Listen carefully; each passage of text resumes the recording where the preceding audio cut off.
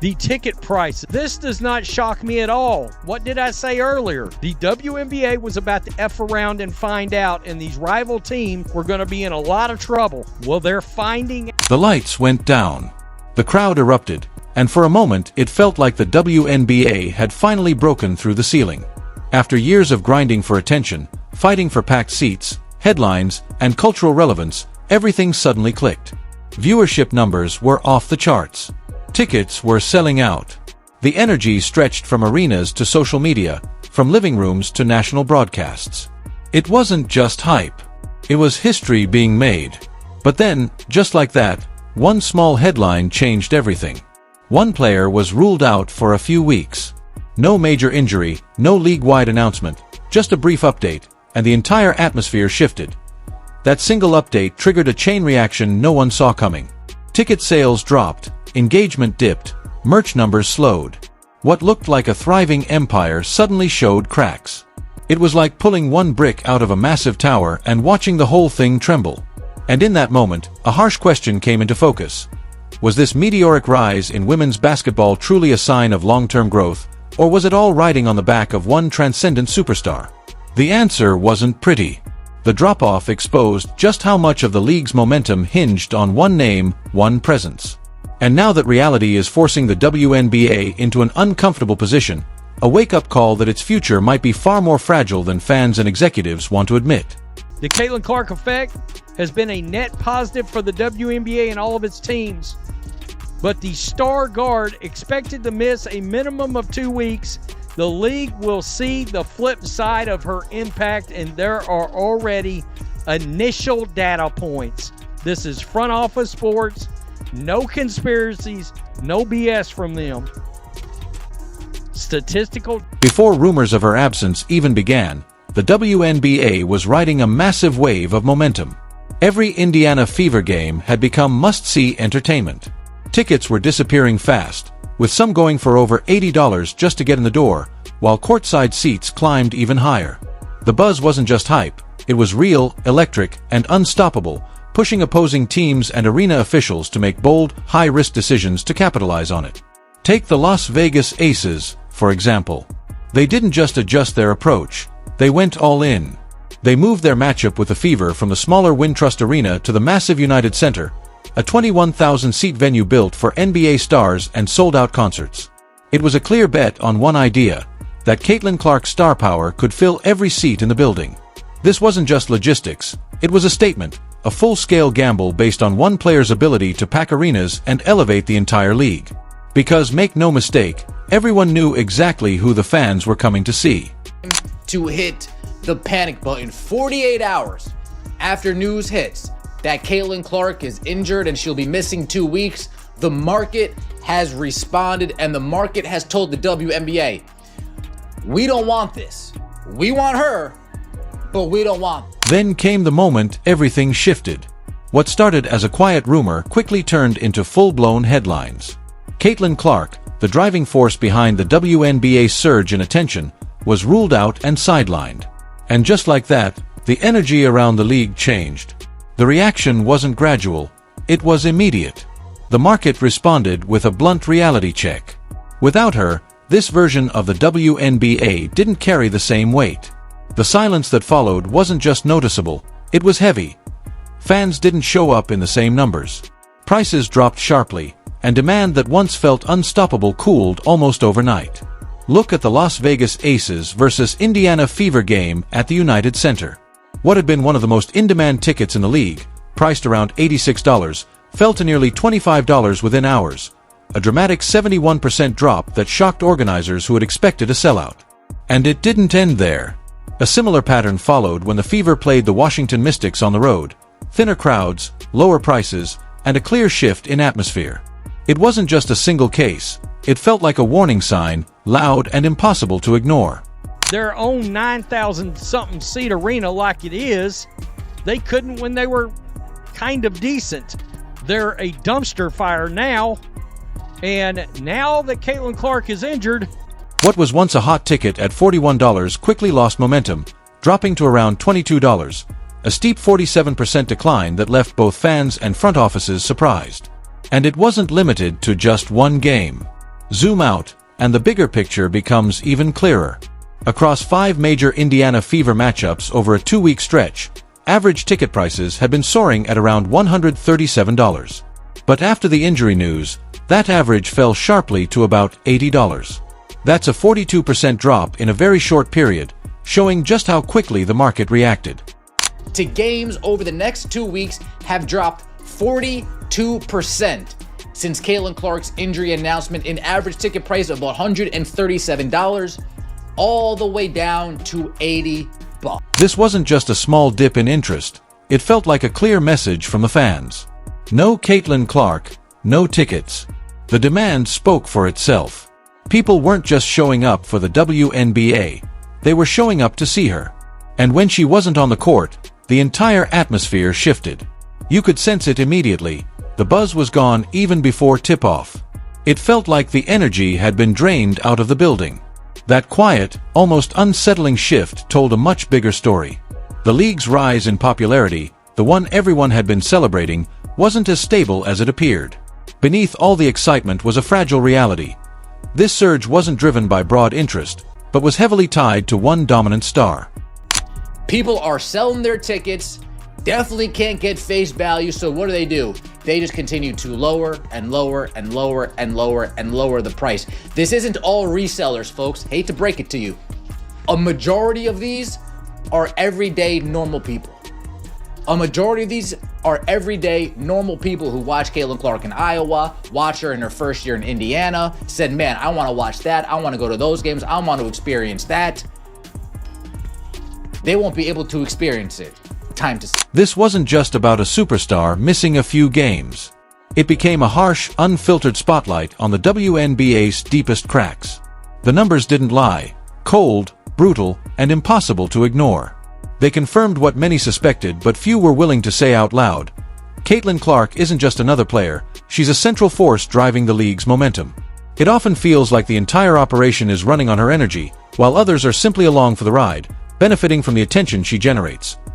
The surge in popularity, packed arenas, viral highlights, and rising ticket demand had all been celebrated as proof that the league had entered a new era, finally earning mainstream respect.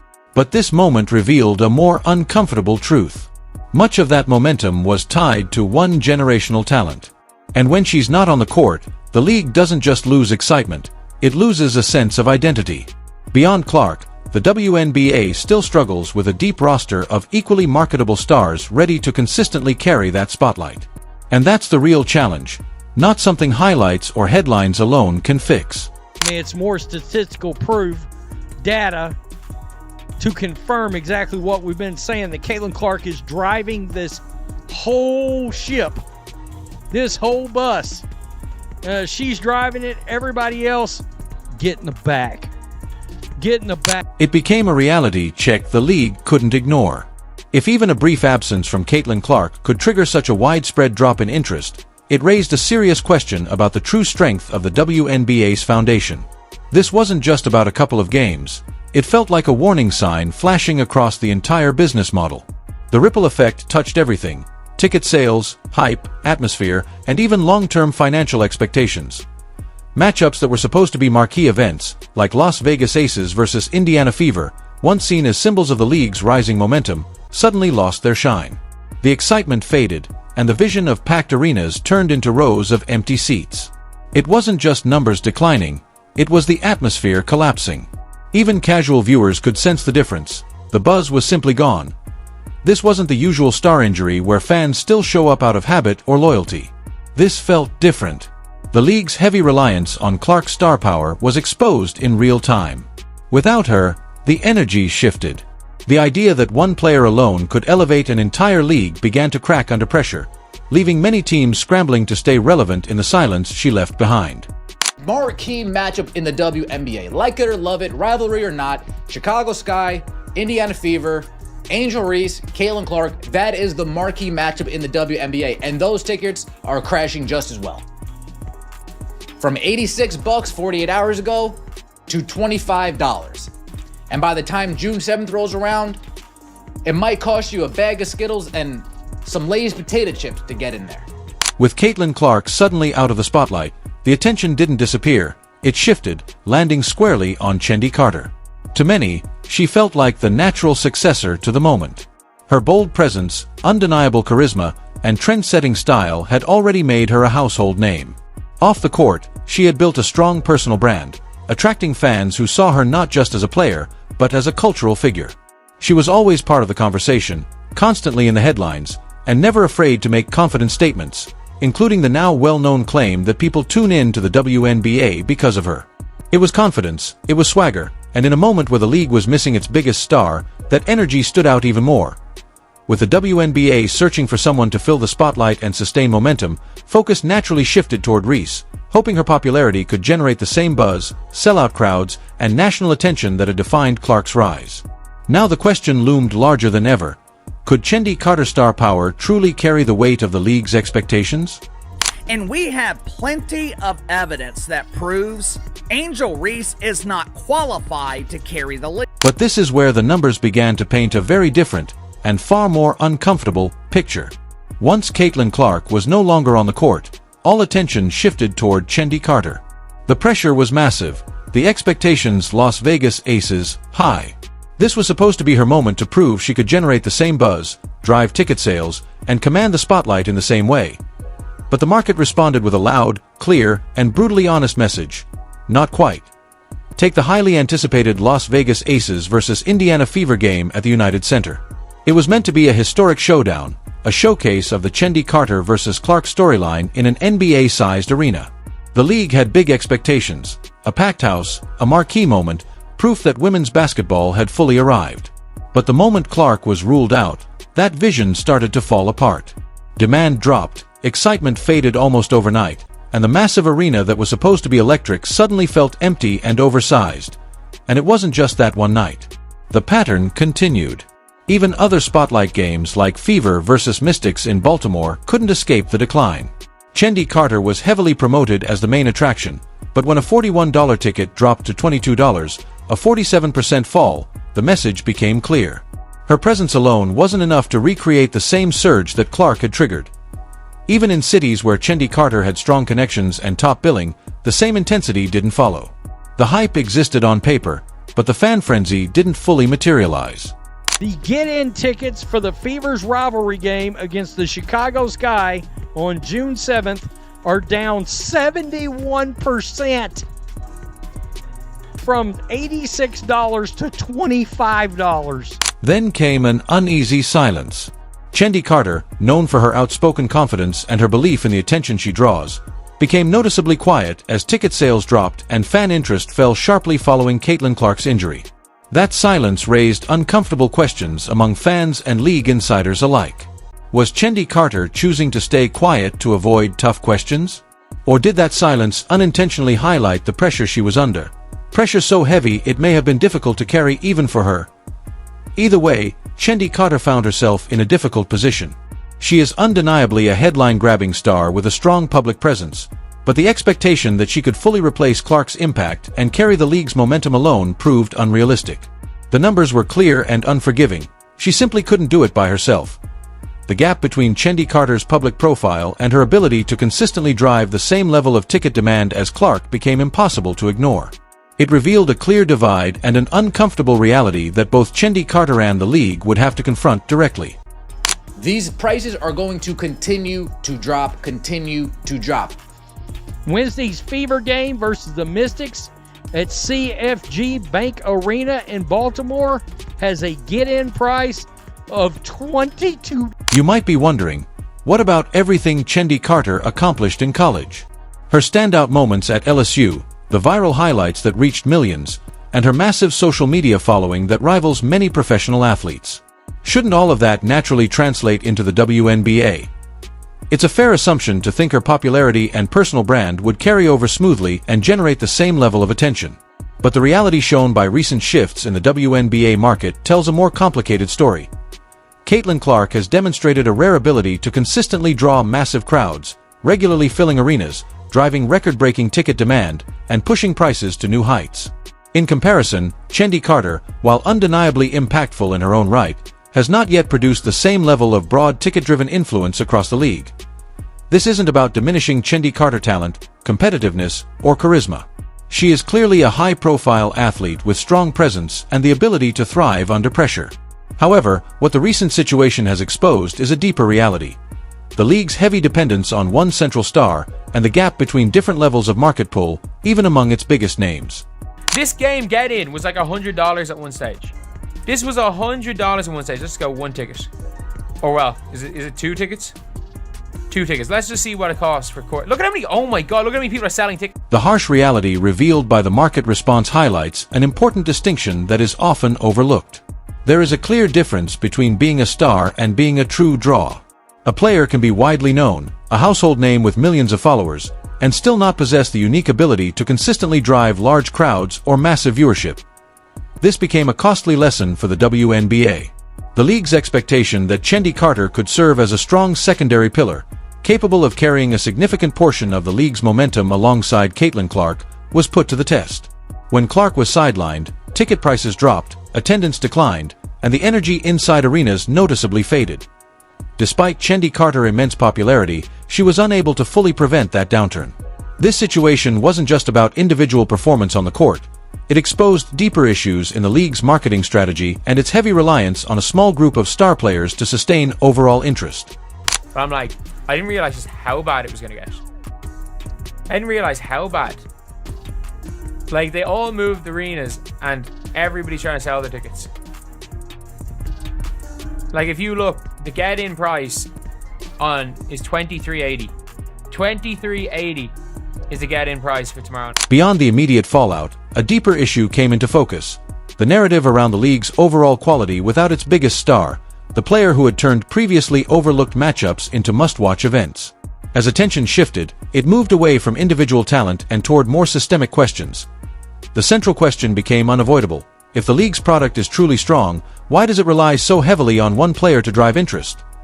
The growing pressure placed on Chendi Carter to shoulder that expectation only exposed how fragile the balance really was, too dependent on one name and lacking a broad, resilient appeal across the board. This moment delivered a blunt message. In the ruthless world of professional sports, fame alone doesn't guarantee consistent financial impact or sustained attention. Still, few expected the downturn to feel this sharp. Even though the mainstream media wants us to believe that Angel Reese is a huge star, we have years of evidence that proves otherwise. Like I say all the time, there is a huge difference between a star and a draw. You can be a star, you can be famous, and still not be able to draw flies to a fresh turf. The financial fallout from Clark's absence ran far deeper and proved far more concerning than many casual fans realized. The impact went well beyond a simple drop in ticket sales. Empty seats in arenas translated into major losses across multiple revenue streams. Merchandise sales declined sharply, while concession stands that once buzzed with long lines and steady demand suddenly went quiet. These high-margin revenue sources, crucial for both teams and venues, weakened almost overnight. And it's important to remember that the WNBA was already operating at a loss, reportedly around $40 million in the previous year. This wasn't a small setback, it was a serious financial strain that put pressure on NBA owners, many of whom hold stakes in WNBA franchises. What were once seen as long-term investments began facing tougher scrutiny. Questions started to emerge about sustainability and profitability.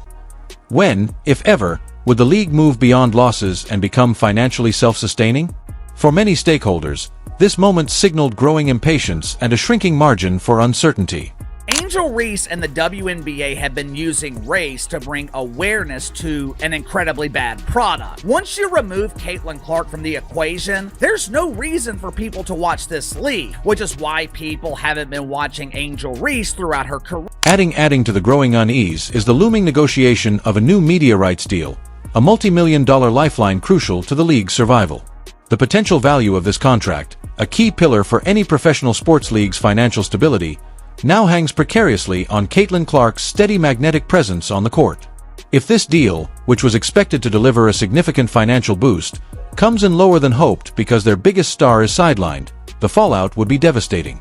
It would mean even tighter budgets for teams, fewer resources for players, and unbearable pressure on the league to prove it can thrive independently without relying endlessly on financial support from its parent organization.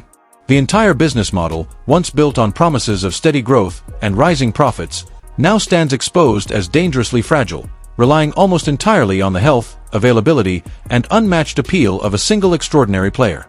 They're losing merchandise sales, they're losing food sales, they're losing beverage sales. They're losing big. They took a big gamble to get into that arena, and they're losing big because it's not going to be full, and those people aren't going to be buying things. Then there's the looming reality of the international market. Rumors continue to circulate about Caitlin Clark potentially exploring opportunities overseas, where basketball leagues are expanding rapidly and backed by significant financial power. In some of these markets, reports suggest she could earn as much as $20 million annually. Figures the WNBA, with its current salary structure, simply cannot match. This isn't a distant or unlikely scenario.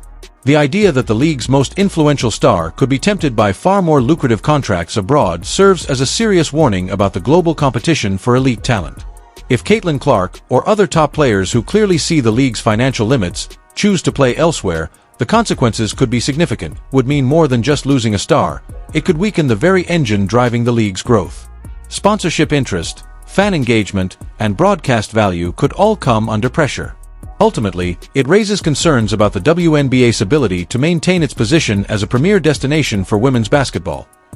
Even now, the ripple effects are visible in smaller but telling areas, like declining merchandise sales, highlighting how sensitive the ecosystem has become. They're getting a new media rights deal. That thing won't be worth shit. If Caitlin Clark was to either get really injured and couldn't play, or decided to just say, I'm not going to play here anymore, I'm going overseas. Where, by the way, they would pay her, my God, some of those countries might pay her $20 million a year to come over there and play. And I'm not. The WNBA's current situation painfully reflects a familiar pattern seen in other leagues that have, intentionally or not, built much of their identity around a single transcendent superstar. A clear example is Major League Soccer, MLS, and Lionel Messi. When Messi is absent, ticket demand drops noticeably, and opponents often struggle to maintain the same level of excitement and attention around matches. The WNBA now finds itself in a similarly vulnerable position.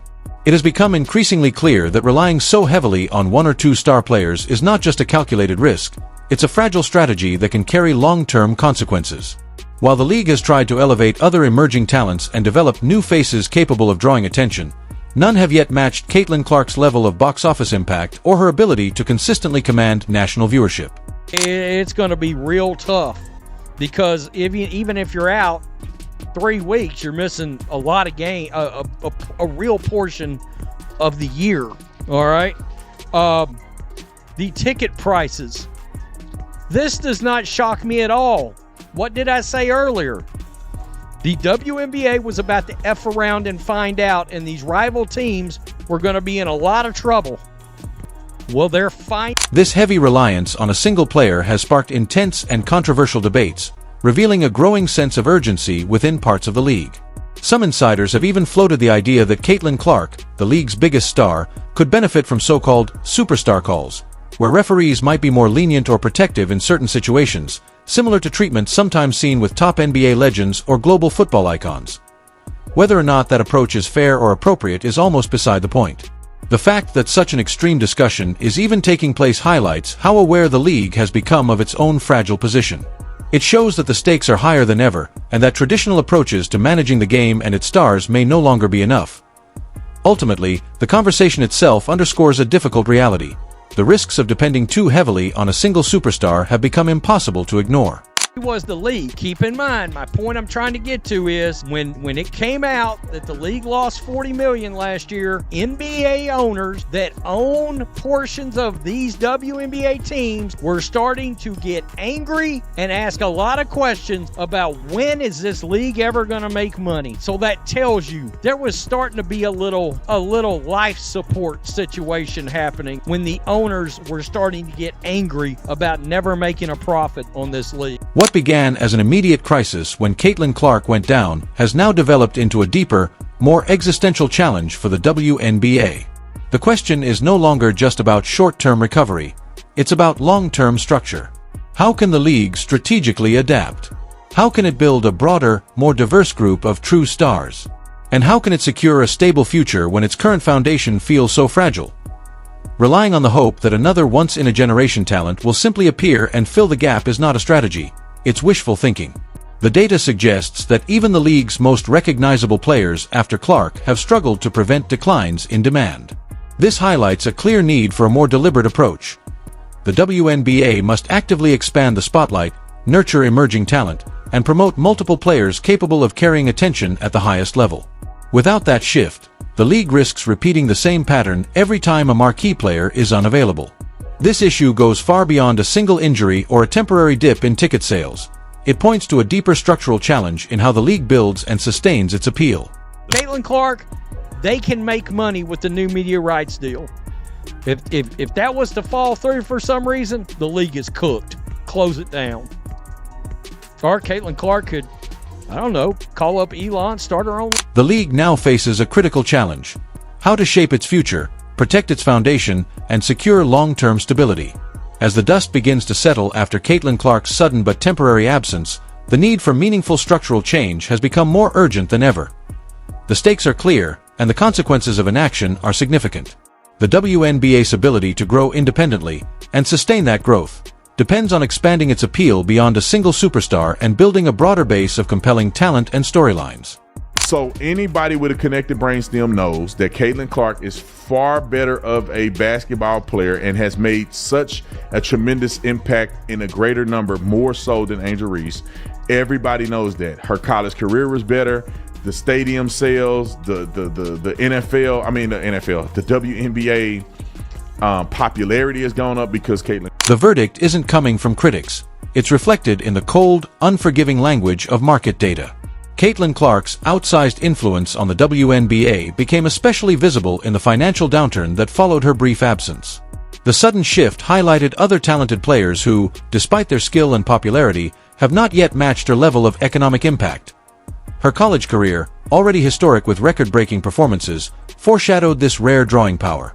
Now at the professional level, the numbers tell a clearer story. With Caitlin Clark sidelined, ticket prices for Indiana Fever home games reportedly fell by around 42%, while the highly anticipated Sky matchup saw an estimated 71% drop almost overnight. Games that once promised sellout crowds and electric atmospheres instead faced noticeable declines in attendance. The message from the market was unmistakable. Even as Angel Reese and other compelling stars take center stage, the hard data remains unchanged. No other player currently matches Caitlin Clark's ability to consistently draw crowds, elevate excitement, and significantly influence the league's financial momentum. This isn't just a minor hiccup, it's a major, unmistakable wake-up call for the WNBA to fully reassess how it builds its market and secures its long-term future. At the core of the issue is a fundamental question about the league's business model. Can it develop a sustainable, independent identity without relying so heavily on the health and availability of a single superstar? Or will its trajectory always depend on the presence and brilliance of just a small group of elite players? The unwritten story of the WNBA's future demands rapid and meaningful change, broadening its appeal, strengthening its overall roster of marketable talent, and actively nurturing the next generation of fan-drawing stars. If the league fails to adapt, its most exciting moments risk being overshadowed by its structural weaknesses, leaving a league full of potential facing an uncertain and possibly difficult future. Please share your thoughts in the comments section, subscribe, and enable all notifications so you don't miss anything. We'll see you in the next one after you click the video on the screen.